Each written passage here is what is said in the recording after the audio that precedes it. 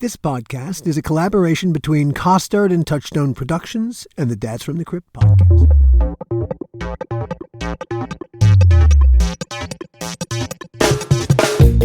Hi, it's Alan, and welcome back to the How Not to Make a Movie podcast. This episode is a continuation of and the completion of the previous episode, Bordello of Blood, the Whole Schmear. Part 5. Endings are never pretty. As Bordello's production went on like a rowboat ride to hell, a feeling of resignation settled over us. Resignation and frustration. Ed Tapio was Gil's assistant, and so much more. These days, he's an incredibly talented TV producer in his own right. As we speak, he's producing All-American Homecoming for the CW.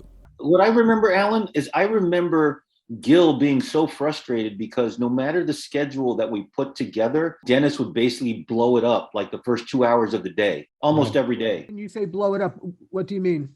He wouldn't do, something that was supposed to happen and you guys would have to try to work around it. He wouldn't hang on something or wouldn't walk a certain way or wouldn't go in an entrance the way Gil had blocked it out. And that Gil was constantly having to redo his shot list.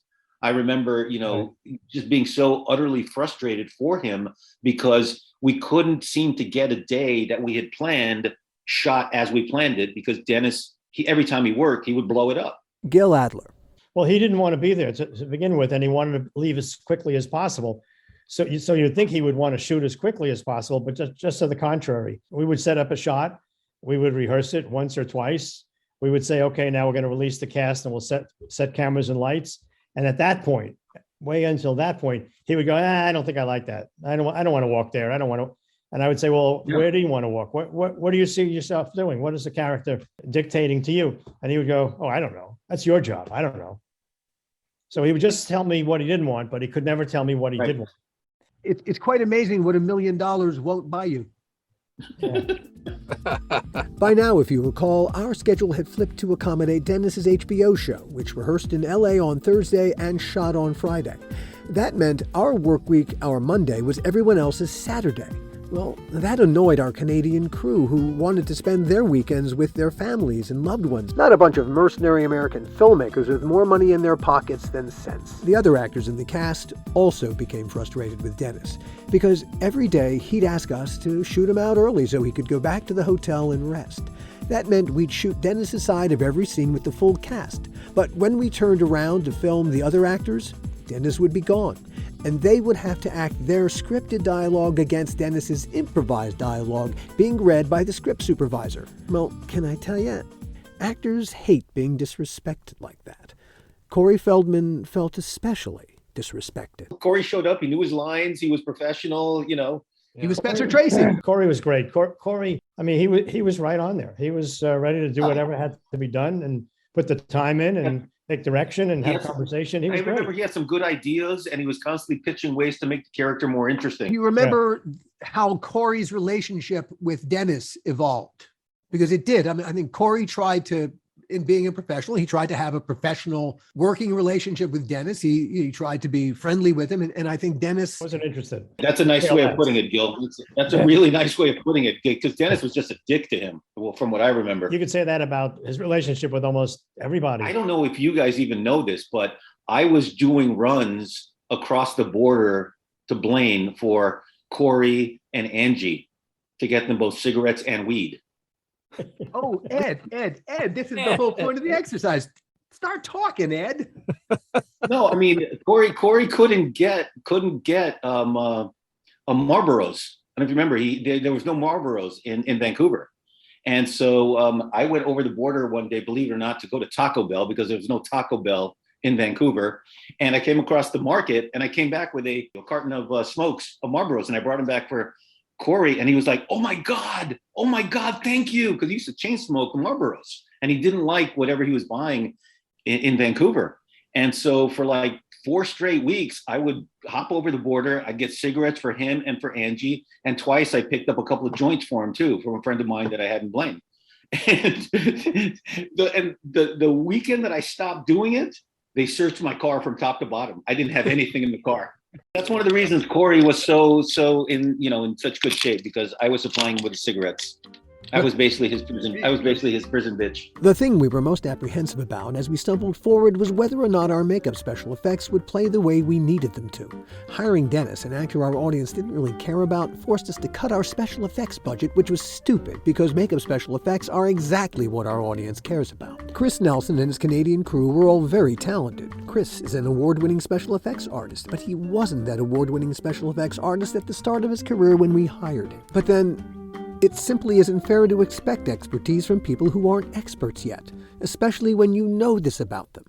Not sure we could rely on our untested Canadian team, we flew Tales from the Crypt's longtime effects maven Todd Masters north. I think I came up twice. The first time was when you had asked me the formula for blood, and then like the initial assessment, and then I came up for the ending to just kind of see, because I think at that point we knew we were going to take stuff back with us and pick it up.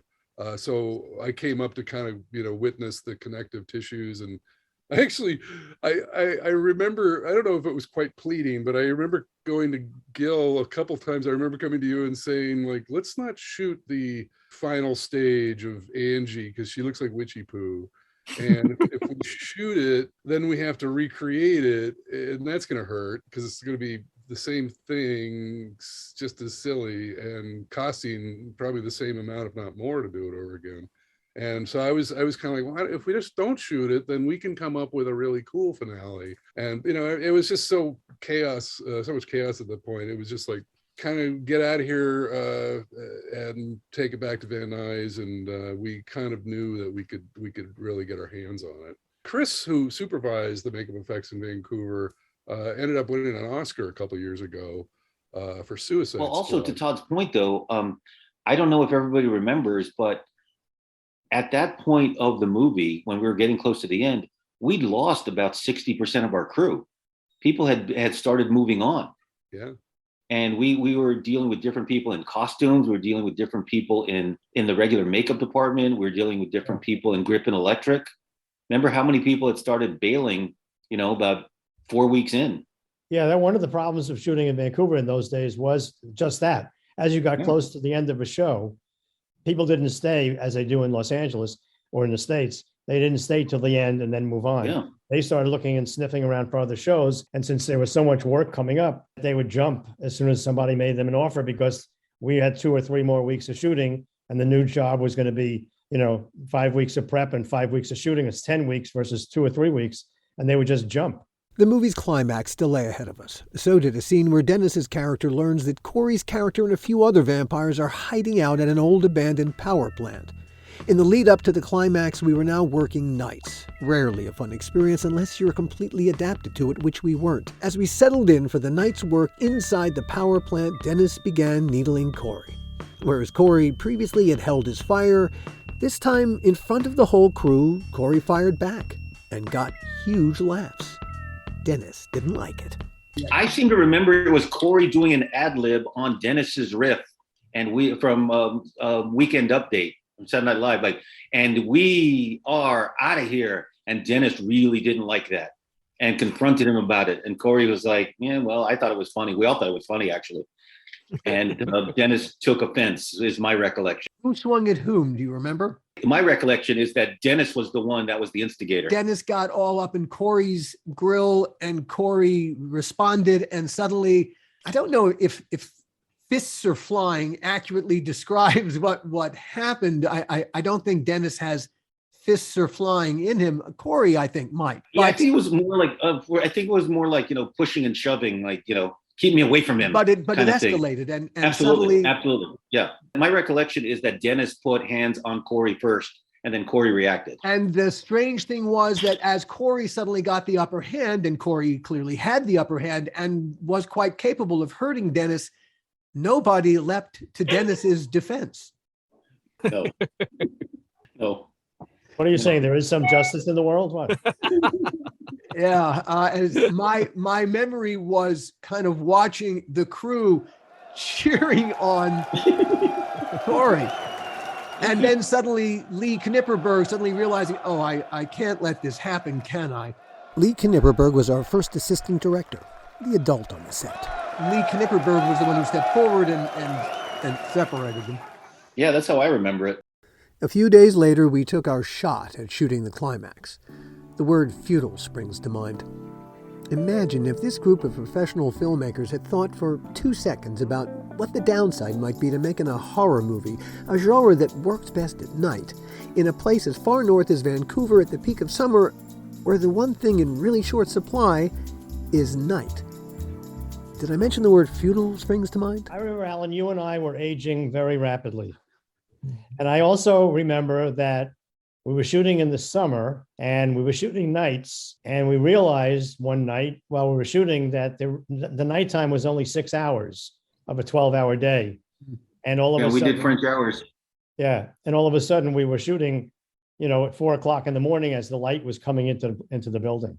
And I remember we just panicked, and we were just shooting fast and furiously with as many cameras as we could pull out. How many cameras did we run that night? It's in our desperate I think we only had 3 cameras. We had 3. Yeah, we had 3. And it got so bad that Tom Priestley was getting frustrated, and he took over one of the spotlights. It wasn't just one department's problem. It was just the whole thing just didn't have the grace of luck to it. There was the gods of filmmaking not shining brightly on us.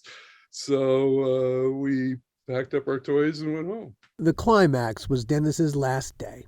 I remember when we had his last shot, I'll never forget this. And he was done with the movie, and I just wanted to throw him under a bus by then. He came over to me and gave me a big hug and said, "Hey, listen, I forgot his wife's name, but he said, if my wife and I invite you up to Santa Barbara for dinner, you'd come, right?" And I said, "No." He goes, No, I'm the funny guy. Stop being funny. I'm serious. If I invite you up for a dinner, you'll come, right? With your wife? I said, "No, Dennis, I wouldn't come. I wouldn't come anywhere near you. I want nothing to do with you." And I walked away from him. And he yelled after me, "Oh, come on, you'll come. You'll come. If I invite you up for dinner, I know you'll come." Wow. And that was the last I ever had anything to do with him. Gil would be done with Dennis until the reshoots anyway. And there was plenty that needed reshooting. The last day of filming came and went. We were on location, second unit, having the Cypress ski area above West Van stand in for Tierra del Fuego, where at the beginning of the movie, Phil Fondacaro's character digs up Angie's character. When our first AD, Lee Knipperberg, announced that we'd completed principal photography after finishing the Martini, a collective shrug went up. A few of us shook hands, but none of us felt like we'd accomplished anything. Survived, maybe, for now. Normally, the producers would have sprung for a wrap party, an important part of the whole filmmaking experience, but we knew for a dead certainty that none of our Canadian crew would show up at any party that the Americans threw, not even for the free liquor. Colleen Neistat, now a Vancouver City Councillor, then our production manager, as usual, came to the rescue. I did have the wrap party at my house. I remember because I think I was the only American who showed up. Yeah. I went, and it was awkward. Well, it's just, it was such a bad show and so hard on so many people. Bordello wasn't the first movie to finish principal photography without being finished. It just felt like we had so much further to go to actually get there. Still needing a ton more work were the water gun scene, the ballroom blitz, and the torture chamber scene, the one where Dennis complained to Joel and Joel told me my people skills were shit.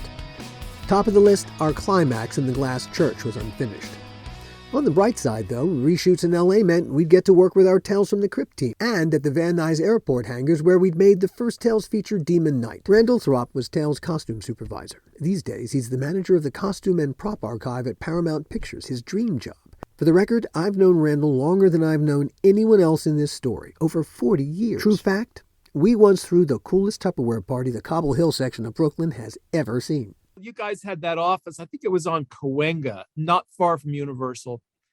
And Ed called and said, "You got to get over here and look at this, what the editors are looking at. You got to come over and see this."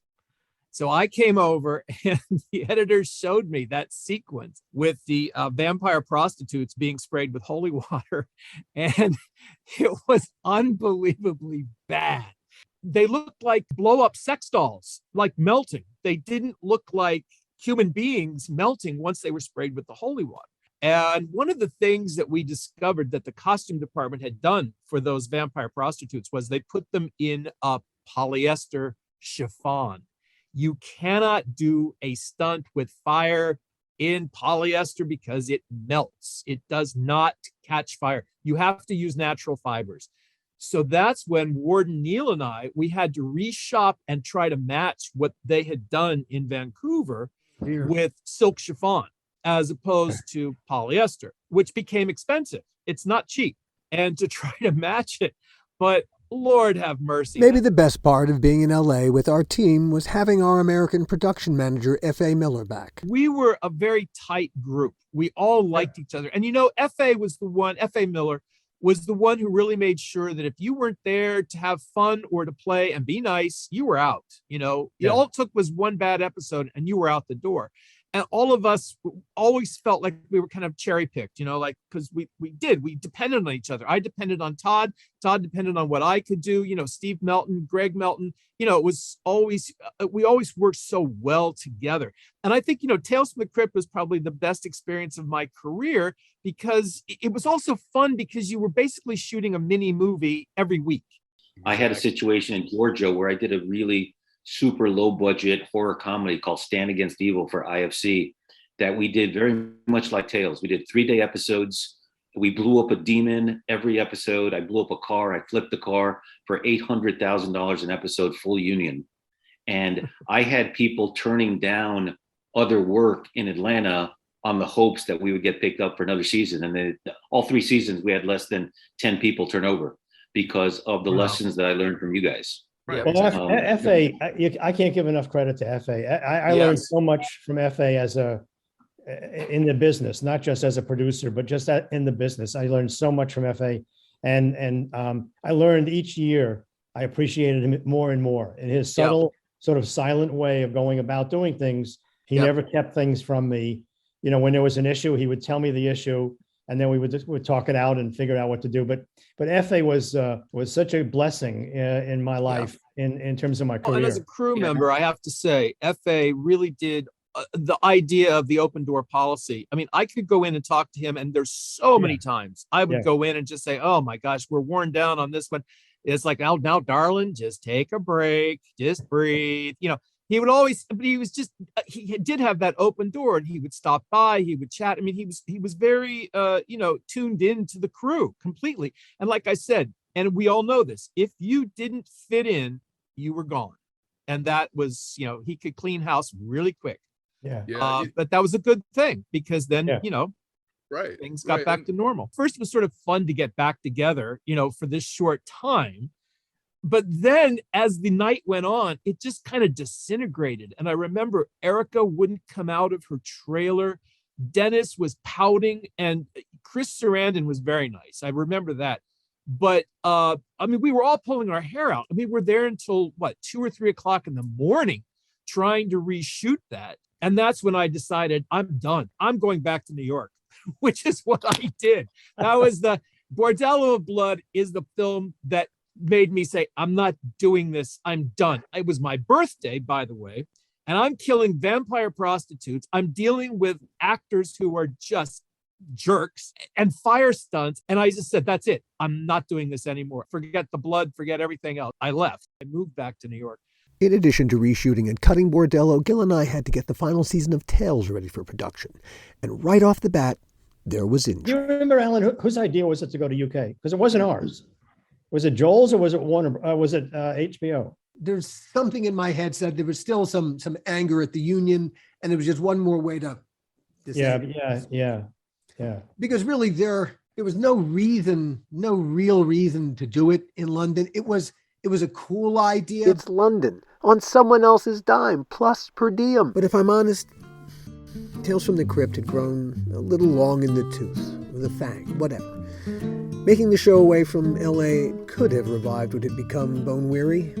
Alas, aside from the cool factor, the last season of Tales was a painful extension of Bordello into the Tales world. We didn't go to London because it was a cool idea. We went, as we did with Bordello, to piss off the union representing our crew. Alan and I were in London setting that up, and then they said, well, you need to come back, and they worked out this schedule between Universal and Warner Brothers. They worked out the schedule that I would be in London for 3 weeks, New York for 3 weeks.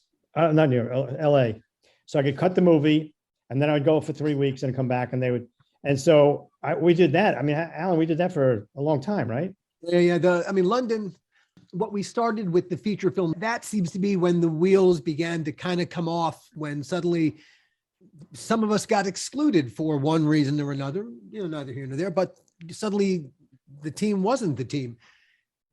Bordello of Blood certainly exacerbated that feeling amongst our crew because, man, we left the country.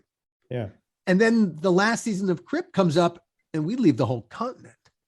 Yeah. I don't know if you remember, but you guys entrusted me to go after everybody. And we literally went after everybody. I mean, I remember Daniel Day-Lewis, calling and apologizing because he was doing a kids play in Newcastle. I mean, they were all so nice. Ewan McGregor inviting us to the Train Spotting premiere. Jane Horrocks, inviting us to filming of Ab Fab. Just so much of, different than here in the States, the way the British actors approached everything. Or Oasis coming and using our stage. Remember when Oasis came and used our stage for the music video? When we got there, first of all, all these actors who they said, we're going to get all these English actors, which we couldn't get here because we can't fly them over and they'll work for us at Ealing Studios. We found out, nobody wanted to work in the UK because of taxes. Yes, right. Yes. When we called Lewis Gilbert, who lived in Ealing, and I got his phone number and I called him and I said, I love your work. I want to work. I want you to do. And he goes, oh, my boy, I love Tales from the Crypt. A wonderful show. I love that show. I'd be delighted to direct one. I'm going, wow, this is going to be great. We're going to work with Lewis Gilbert. And I said, Lewis, I'm going to send over a car tomorrow morning, pick you up at your house and bring you over to the studio. And he goes, wait a minute, where are you? I said, I'm in the Ealing Studios. And he went, oh, no, I can't work here. Tax situation. No, I thought you wanted me to come to Los Angeles. And we got the same reaction from Roger Moore. Roger Moore invited us to go to Switzerland. We had so many people say to us, if you were only in LA and you wanted me to come and you'd pay for the flight, I'd be there. And we couldn't, obviously, when we were shooting in LA, we didn't have money for flights like that. So we didn't use them. But when we got to London, we found out, we can't get these people anyway. Yeah. Our structure, we were 3 days in, 2 days out. That system did not work there because, you can't build as much there. There's a reason why they use locations so much more. They're great locations, or any kind of great location you want. It's tricky to get to those locations because, London's a very slow city to move around. We bumped into all kinds of problems. Our first English production manager, a nice man with some lovely credits, but he misled us repeatedly. I don't know if you guys remember, I was the first one there. I got there 3 weeks before you guys, and I was looking for apartments. And Gil, do you remember the "Where are the Makita" conversations? Oh yeah. So we had Malcolm, our first production manager. Malcolm, right? Malcolm. Like I said, I was the first one there. I was there 3 weeks before everybody, and I had apartments. I had like 5 apartments for you to look at, Alan. 5 for Gil. I had some for Greg. I had one for Scott. When you guys all got there, Greg came up with the plans to build for the first episode, and like 3 days into prep, Malcolm comes to me and goes, yeah, we're having a hard time with the sets. And Gil walks on the set and sees guys hammering with nails. And he looks around and goes, where are the Makitas? And the guy goes like, what's a Makita?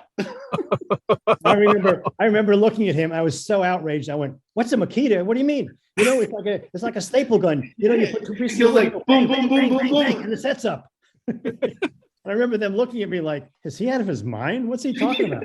But I do remember saying bang, bang, bang, bang, bang, and the set's up. Back in Los Angeles, we were used to our construction crew arriving at our stage with their pickup trucks loaded with tools. In London, our construction crew arrived at Ealing Studios having just gotten off the tube. They didn't bring any tools with them. That was our responsibility. I remember it was such culture shock for us when Crafty came out with literally tea and cookies.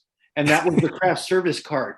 Right. And all the English people were happy. And Gil and I and Scott are like, what the fuck? What is this? Right. For reference, Joel Silver used to refer to our craft services table at Tales from the Crypt as gum and water.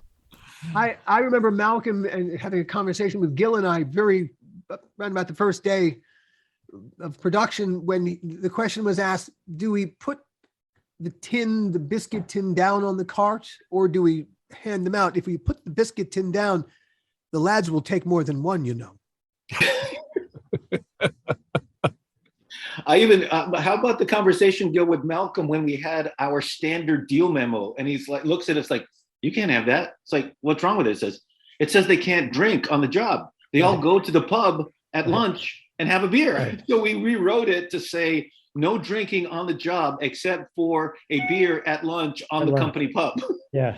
And even then, we didn't want to do that. I remember being very resistant to that, going, I don't like this. They're going to come back and they're going to be, you know. And you go into the canteen and our whole crew was in there having a pint. Yeah. It was such culture shock. And when we did do catering, the double-decker buses, you know, for food was just so odd. It was just so odd.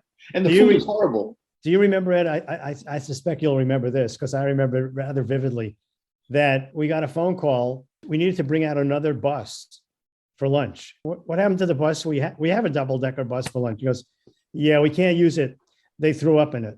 And I was like, what? Yeah, the crew threw up in it. I go, the crew? I mean, was it one person, two people? Well, more than two people. Well, what happened? Well, I think the food was off. And I'm like, what? I mean, do you remember that? I do. Yeah. Sadly, I do. When you were talking about the double-decker bus, that image just came back to me because I remember going out there and seeing throw up all over the bus going, holy shit, what the fuck is this all about? It's funny, the little things that you remember, the little tiny snippets. Yeah. I remember when Bill Malone was directing and you and Alan had gone home and you had left me to close and you had told me that, pull the plug at 10 p.m. And Bill needed like 2 shots left. And the first AD comes up to me and says, we're probably going to go till 10:30. And I said, no, I'm pulling the plug at 10. He goes, no, we'll get to work, but it'll take till 10:30. I said, no, we're pulling the plug at 10. And he goes, you're an assistant. You can't do that. And Bill Malone looks at him and goes, yeah, he can. Yeah, he can. He's speaking for Gil and Alan. He can do that. And Bill looks at me. It's like, calm. He goes, I'll get it, Ed. Don't worry. 10 o'clock. We're good. He got it, right? Yeah. Oh, yeah. He got it. Yeah. The last season of Crypt was subpar. Mea culpa. I took my eye off the Tales from the Crypt ball to focus on the new Tales from the Crypt-like show HBO had ordered from the Crypt partners based on all the old EC science fiction comics. I'd been pitching ideas about it with no luck. I figured we'd sort out what the show was when we got back to LA, except that's not what happened. It turned out Joel had other plans, and they didn't include me. Alan Kassir, our manager, called me one morning while the negotiations were still ongoing. He said, I need you to come to my office. So I went to his office in Century City. He wanted to tell me in person that Joel decided he doesn't want you to do it. He's not going to negotiate with you anymore. And that was it. I said, but Gil is still doing it. He said, oh yeah, he wants Gil. That was hard. Mm-hmm. And I took it rather personally.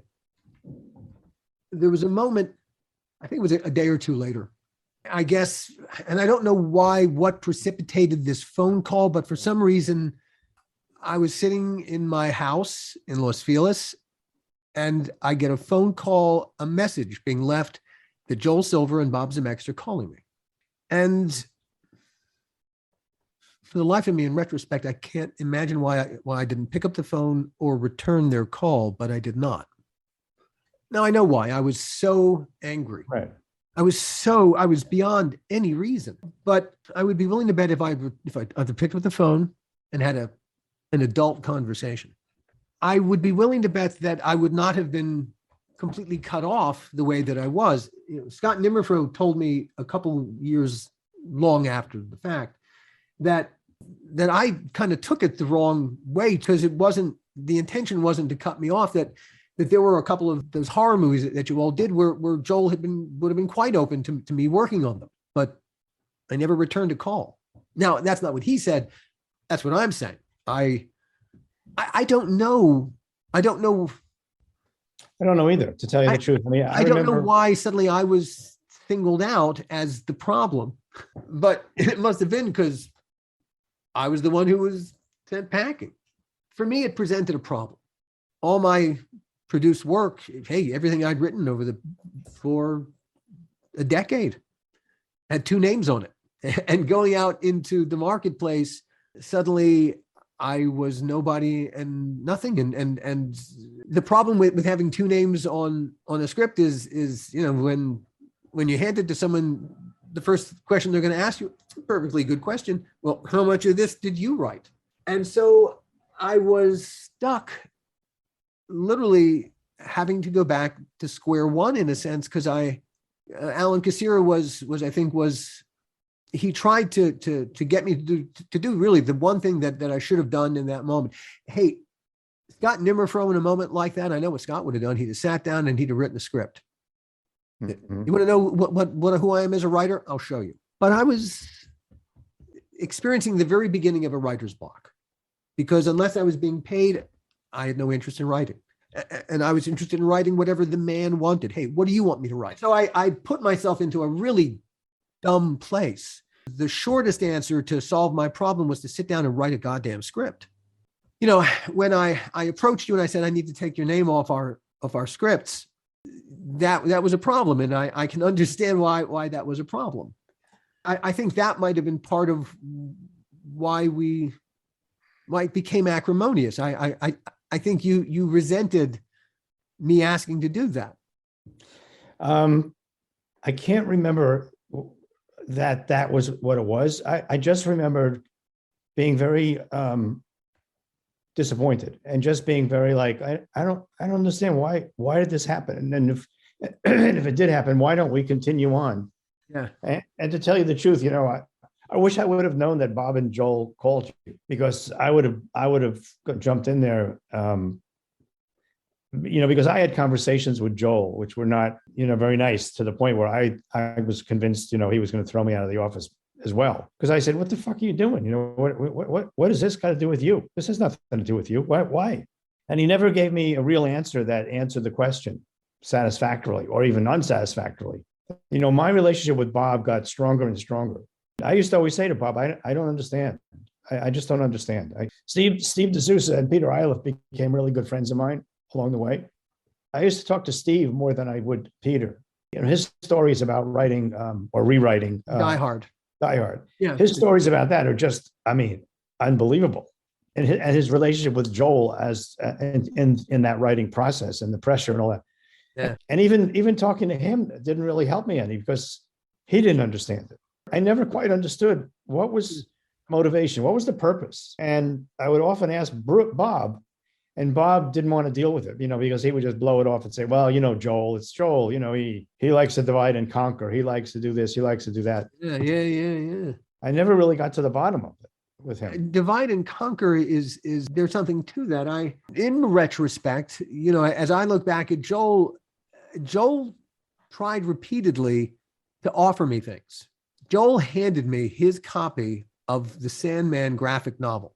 He put that into my hands personally. He said, you should read this. Now, when Joel Silver hands you a piece of material, he's saying, read this and get back to me. Yeah. That's what he's saying. Yeah. Why would you not read that and get back to me? And I did not.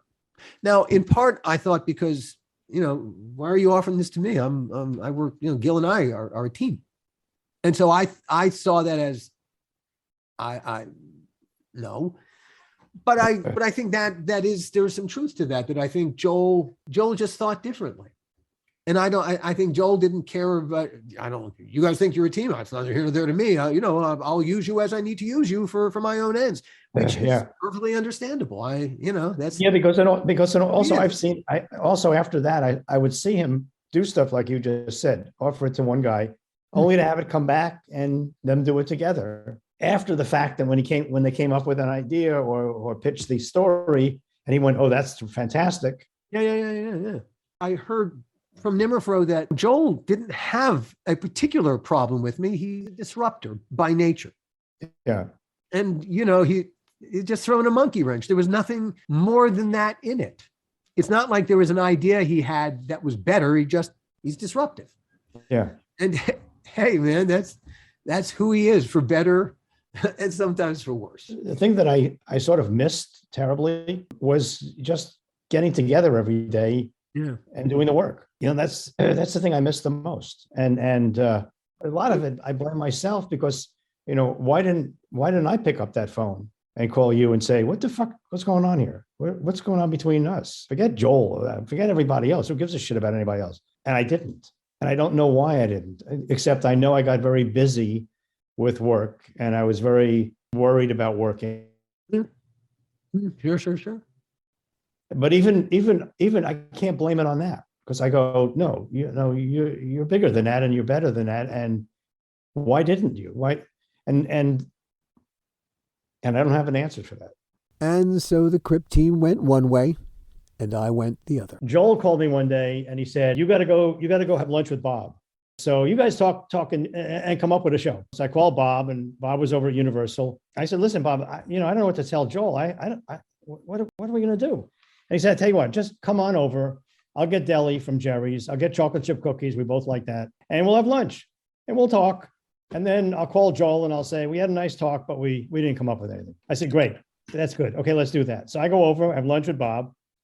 And while we're talking, we're talking about our youth and what we liked and what we didn't like. And I was saying like, well, I kind of liked Outer Limits, like the gallery. Night Gallery. Yeah. And he said, yeah. And he said, I like this and that. And I said, yeah. And why did we like that? Why did we like that as kids? I said, well, it was different. It was weird. It was quirky. It was, it was unexpected. Yeah. I felt the same way. And so we finished our lunch, we finished our cookies, and I go, okay, Bob, I'm going to go. Don't forget to call Joel. And he goes, no, I'll take care of it. So I go home, and that night about 8:30 in the evening, the phone rings and it's Joel. And he goes, what the fuck is the matter with you? I go, what did I do now? He goes, why don't you tell me what's going on? And I go, I don't know what you're talking about. He goes, I got off the phone with Bob and I had to call Bob. He didn't call me. And I had to say, what happened to you and Gil? And he said, well, I want Gil to tell you. So tell me what it is. So I go, what are you talking about? And he goes, tell me the idea. Bob said you had a really good idea. Tell me the idea. So I go, well, Joel, we had a few of them. So let me check with Bob and I'll call you back. Let me just call Bob. And I call Bob and I go, Bob, are you out of your mind? I got Joel calling me, asking me, what's the idea? What? We don't have an idea. There is no idea. And he starts to laugh and he goes, well, why don't you tell him, it was like what we said about our youth. We like this and we like that. It was twisted. It was this and that. And it was funny, but it was scary. And then just say, you will work. We're working on it. And then he'll leave us alone. So I go, Bob, I thought you were going to talk to him. Just call him back. So I call up Joel and I tell him, and there's a silence after I speak. And he goes, I love it. Let's do it. What do you mean? He goes, I'm going to call Chris Albrecht and set up a meeting for you, me, and Bob. And I'm going, Joel, click. I call Bob back. Bob goes, don't worry about it. It'll go nowhere. It'll die. 2 days later, I got a call from Joel. You, Bob, and I have a meeting with Chris Albrecht at HBO to pitch this new show. And I go, Bob, there's no show. You and I know there's no show. So how are we going to pitch? So he goes, Chris has always been a big fan of yours. He'll understand what you're saying. He'll see that there's no show. And he'll probably say, we should work on it some more and come back.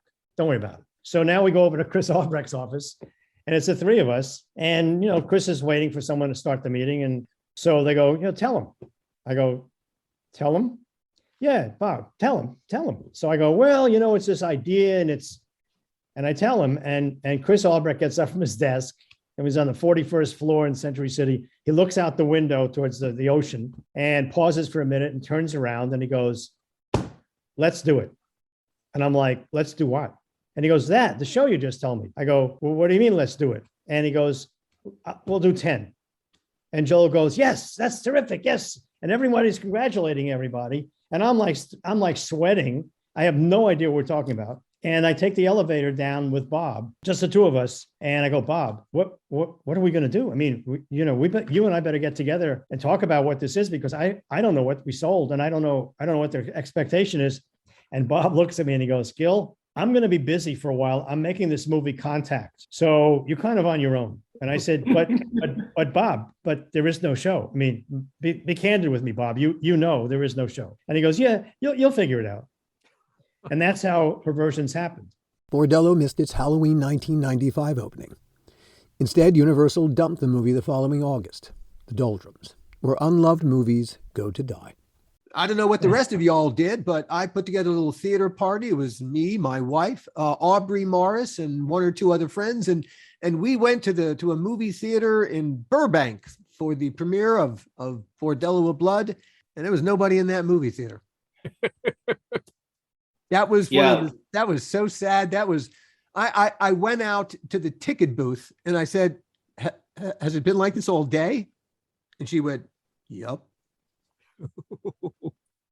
Janet and I went on Sunday, and it was kind of the same thing. We saw it at the Plant in Van Nuys. It was a pretty big theater, and there was probably 10 of us in there, unfortunately.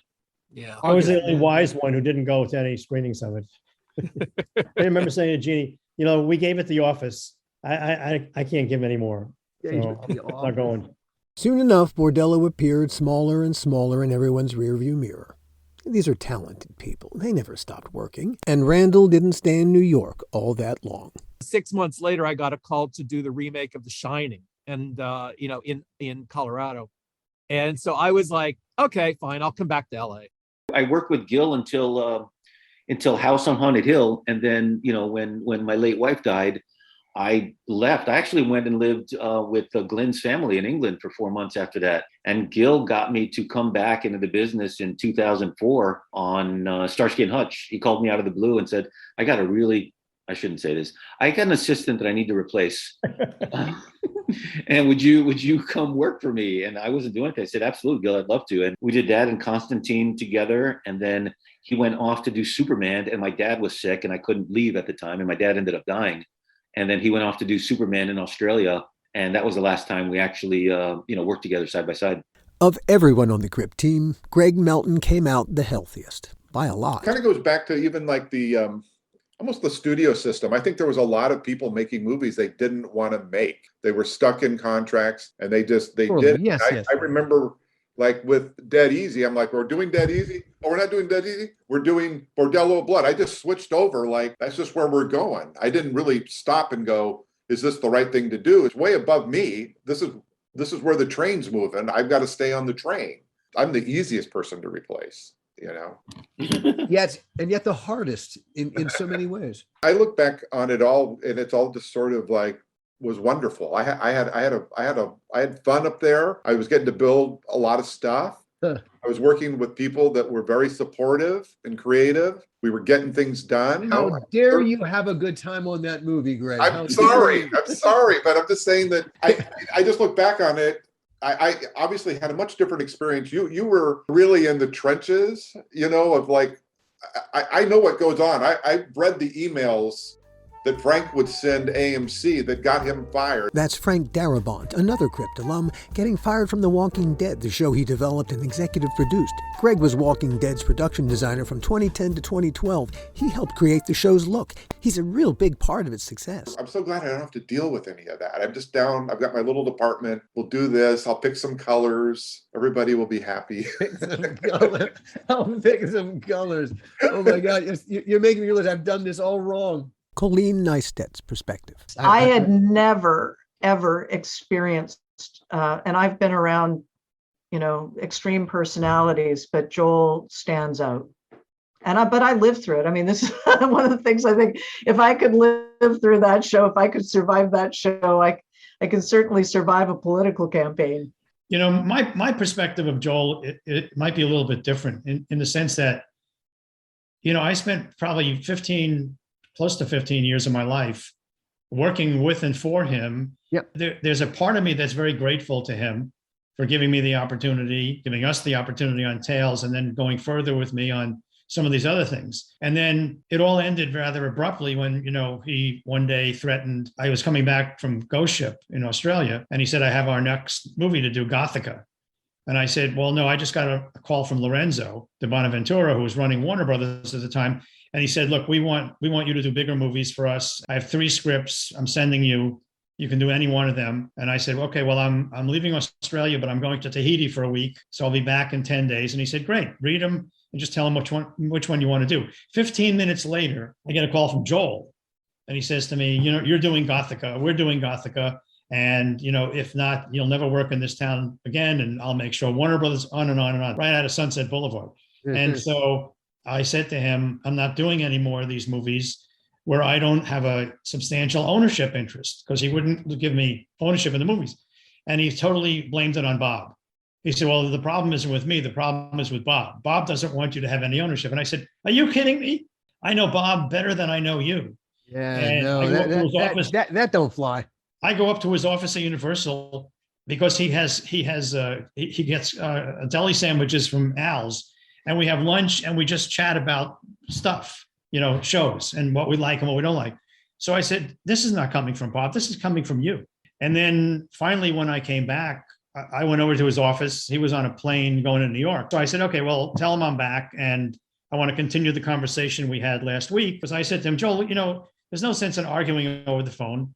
I'll be back in a week and we'll sit down and we'll talk. You're doing this movie.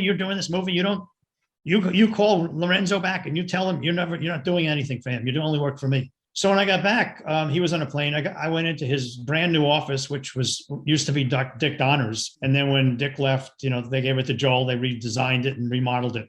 Beautiful place. They turned it into a Frank Lloyd Wright palace.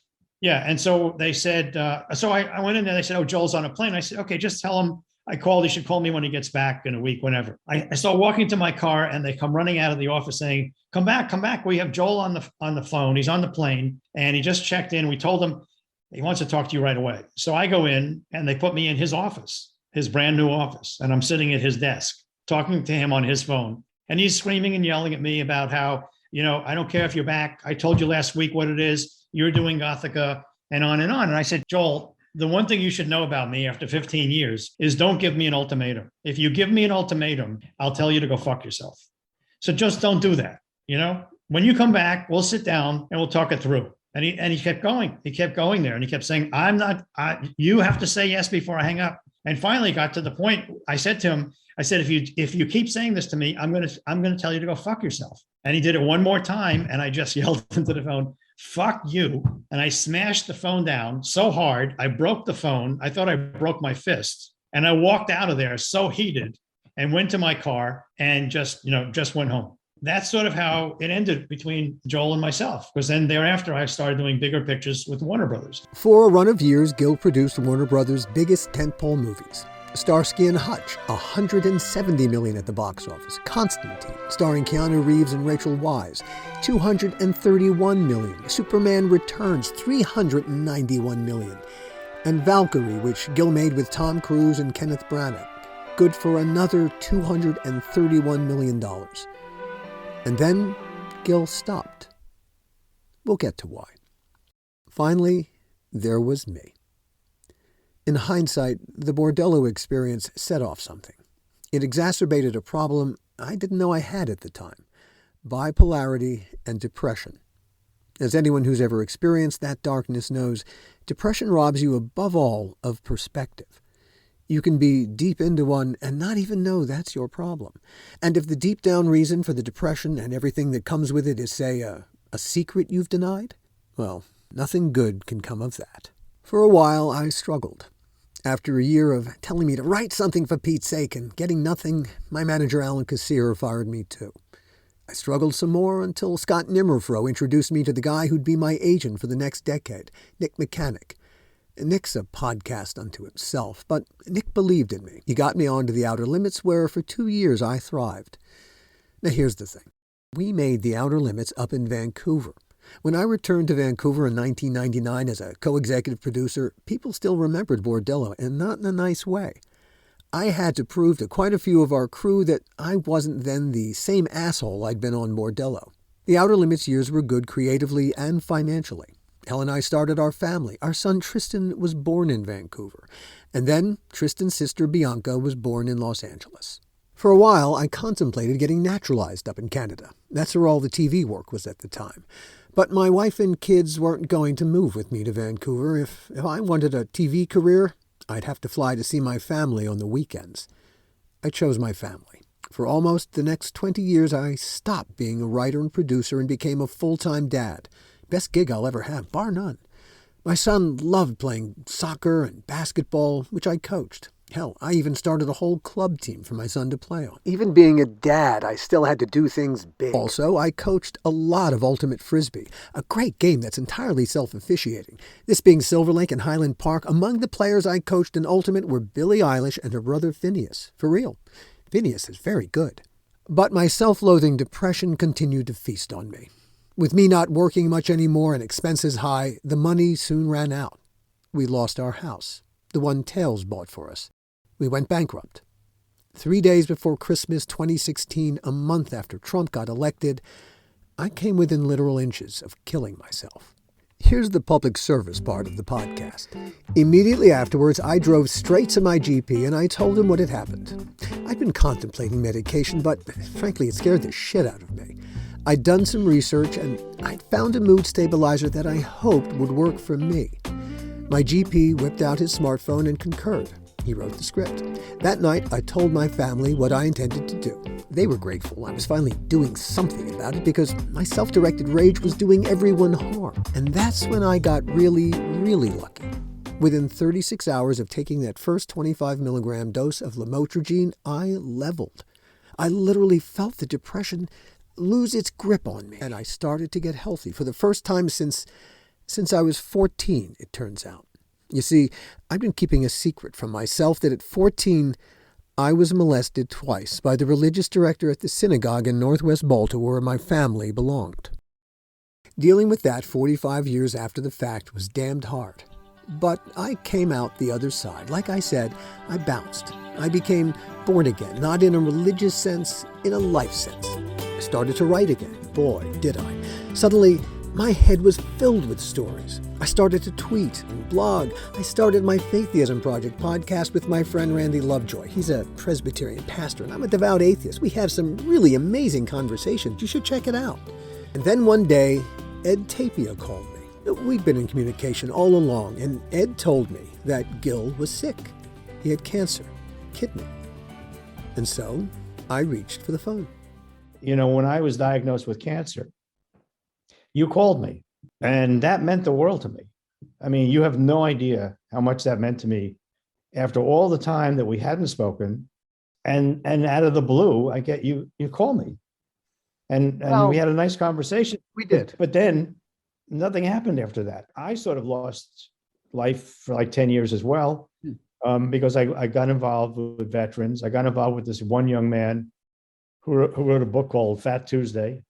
And we were developing it and working on that. And then he flew to San Antonio and committed suicide.